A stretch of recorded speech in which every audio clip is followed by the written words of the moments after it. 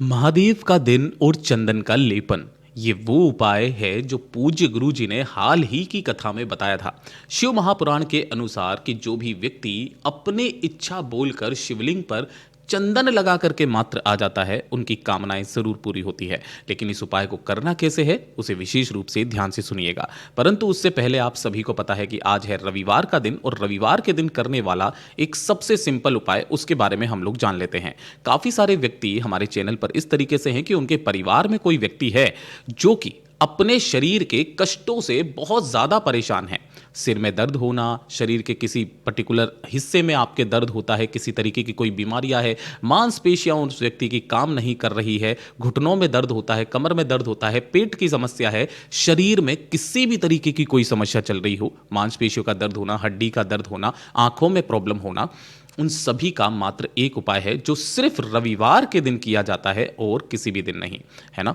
तो विशेष रूप से ध्यान से सुनिएगा, उसी व्यक्ति को ये उपाय करना है। आपको एक चुटकी मात्र हल्दी लेनी है।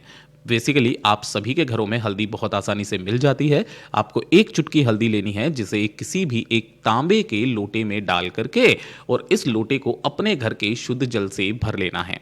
और भरने के पश्चात इसी वाले जल से सूर्य भगवान को आपको अर्घ देना होता है। लेकिन यहां पर अर्घ देने का जो नियम है, जो तरीका है, वो पूज्य गुरुजी ने बिल्कुल ही बदल दिया था।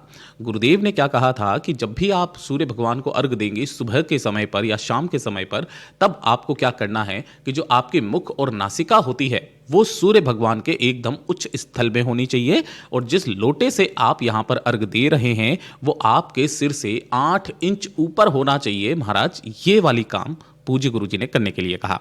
अब जब भी आप यहां पर लोटे से जल को देंगे, तब जल अर्घ देने के समय पर, जैसे मान लीजिए ये है आपके सूर्य भगवान यहां पे, ठीक है, और आप अपने दोनों हाथों से जल को कुछ इस तरीके से समर्पित कर रहे हैं। अपने दोनों हाथों से सिर से ऊपर उठा करके यहां से जल समर्पित कर रहे हैं।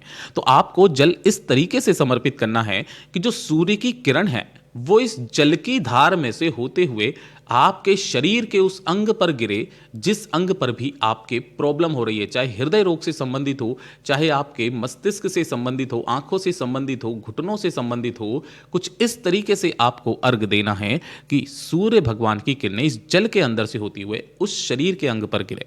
गुरुदेव ने कहा इससे बड़ा उपाय कोई हो नहीं सकता, इससे बड़ी औषधि कोई नहीं हो सकती। ये शिव महापुराण का वो उपाय है जो आपके अंदर शिव तत्व की अनुभूति प्रदान करता है। गुरुदेव का बहुत अद्भुत और अचूक उपाय है, जरूर कीजिएगा। अब दूसरा वाला जो उपाय है, लेकिन उसको हम लोग बताएंगे। पहले वाले उपाय में गुरुदेव ने विशेष रूप से कहा था चंदन के लेपन का उपाय। ये खास करके कहा कि जब आपकी कोई विशेष मनोकामना होती है, कोई विशेष कामना है, कोई इच्छा है, कोई हृदय की बात है जो महादेव तक नहीं पहुंच रही है ना, तब अपनी कामना को महादेव तक पहुंचाने का जो सीधा साधा रास्ता होता है, गुरुदेव ने बताया शिव महापुराण का वो उपाय जो कि आपको महादेव से मिलाता है। गुरुदेव ने कहा आपको दोनों ही तरीके के चंदन लेने होंगे। थोड़ा सा पीला चंदन लेना है, थोड़ा सा लाल चंदन लेना है। ध्यान रखना, अगर अष्टगंध मिल जाए तो अष्टगंध आप ले सकते हैं। लाल चंदन आप जब भी लें तो इस तरीके से ओरिजिनल ही लिया कीजिएगा, है ना। चाहे घिस करके थोड़ा सा ही चंदन क्यों ना निकले, हमेशा ओरिजिनल लीजिए, ठीक है। इसी के साथ में आपको एक लोटा शुद्ध जल अपने घर का लेना है, तांबे के कलश में। और इन दोनों को लेकर के आपके घर के आसपास जो भी भोलेनाथ का मंदिर हो वहां पर आपको पहुंचना है, ठीक है। यहां पर पहुंचने के पश्चात विशेष रूप से ध्यान से सुनिएगा, शिवलिंग के पीछे की तरफ आपको आसन लगा करके बैठना है, जिससे आपका मुख उत्तर दिशा की तरफ में हो जाएगा। जो पूजा पाठ अर्चना आपको करनी है वो पहले कर लेना है ना। जो भी आप करते हो, दीपक जलाते हो, सब कुछ करते हो, है ना, तो पहले आपको अपनी पूजा पाठ कर लेना है। उसके पश्चात जब आप इस उपाय को करेंगे तो उपाय करते समय पर ध्यान से सुनिएगा। सबसे पहले ना ही आपको कोई जल समर्पित करना है, ना ही कुछ करना है। जो आपने लाल और पीला चंदन लिया है उसका विशेष रूप से ध्यान से सुनिएगा। जो पीला चंदन है उस पहले पीले चंदन को अपने दाहिने हाथ की जो हथेली होती है, मैं आपको बताता हूं किस तरीके से। जैसे मान लीजिए ये आपका दाहिना हाथ है, तो आपकी जो हथेली होती है इस जगह पर होती है, ठीक है ना। इस जगह पर आपको क्या लगाना है, पीला चंदन लगाना है, ना ही उंगलियों पे नहीं लगाना। ये चीज ध्यान रखना, कहां पर, हथेली पर आपको पीला चंदन लगाना है। और उसी पीले चंदन को अपनी कामना कहते हुए उसी चंदन के लेपन को आपको महादेव की शिवलिंग के ठीक शीर्ष पर लगाते जाना है। अब जब आप यहां पर लगाएंगे ना तो अपने हाथ को आप घुमाओगे तो केवल और केवल वो दक्षिणावर्ती यानी कि घड़ी की सुई की दिशा में ही आपका हाथ घूमना चाहिए, कुछ इस तरीके से, ठीक है। इस तरीके से लेपन कर देना है। लेपन कर देने के पश्चात उसी हथेली पर, है ना, उसी जगह पर अब आपको थोड़ा सा लेना है लाल चंदन, और उस लाल चंदन के लेपन को आपको क्या करना है, जो माता अशोक सुंदरी का स्थान है उस अशोक सुंदरी के स्थान पर अपने हथेली से क्या करना है, यहां पर धोले होले से लेपन करना है अपनी कामना कहते हुए, ठीक है।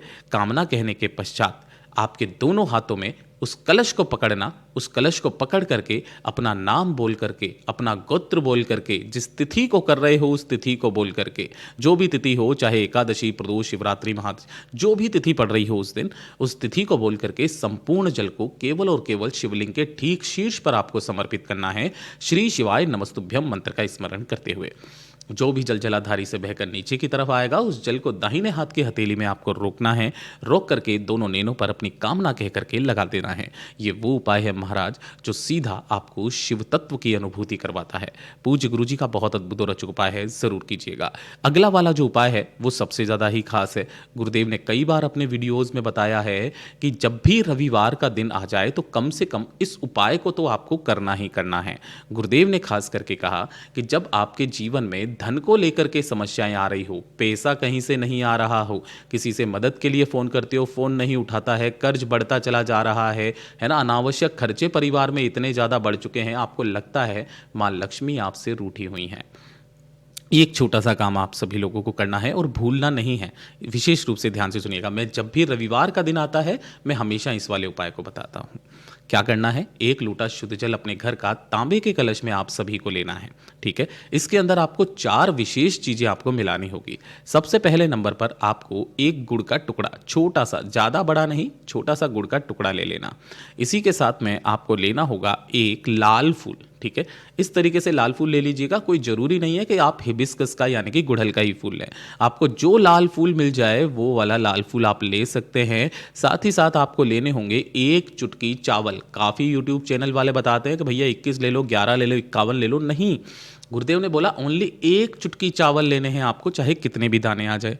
और विशेष तौर पर जो लेने के लिए कहा था वो कहा था इस तरीके से, जो लाल मिर्च आती है चाहे सूखी हो गीली हो, लाल मिर्च के अंदर इस तरीके से बीज निकलते हैं, यही वाले बीज आपको गिन करके 11 लेने हैं।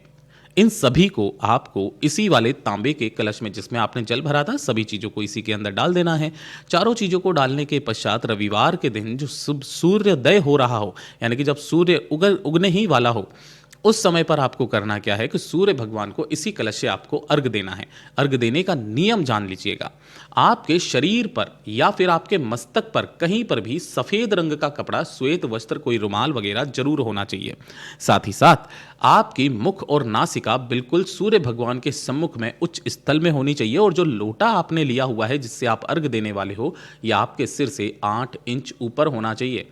यहां पर करने के पश्चात आपको सूर्य नमस्कार के जो 12 मंत्र हैं, ओम मित्राय नमः, ओम रवये नमः, ओम सूर्याय नमः, ओम भानवे नमः, ओम खगये नमः, ओम पुष्णये नमः, ओम हिरण्यगर्भाय नमः, ओम मारीचाय नमः, ओम आदित्याय नमः, ओम सावित्र्य नमः, ओम आर्कार्याय नमः, ओम भास्कराय नमः, ये भी नहीं आते हैं तो ओम घृणी सूर्याय नमः मंत्र का स्मरण करते हुए इस संपूर्ण जल से आपको सूर्य भगवान जी को अर्घ दे देना है। काफ़ी सारे व्यक्ति इस बात से चिंतित रहते हैं, परेशान रहते हैं कि जब भी हम जल समर्पित करते हैं तो इसकी जो छींटे हैं वो हमारे पैरों पर गिरते हैं, इसका दोष लगता है, पाप लगता है। तो गुरुजी ने इस चीज़ को साफ साफ नकार दिया है कि ये वो धर्म निरपेक्ष वाले जो आदमी होते हैं ना, जो कि हमारे हिंदू धर्म को पसंद नहीं करते हैं, उन्होंने ये भ्रांतियां फैलाई हुई है।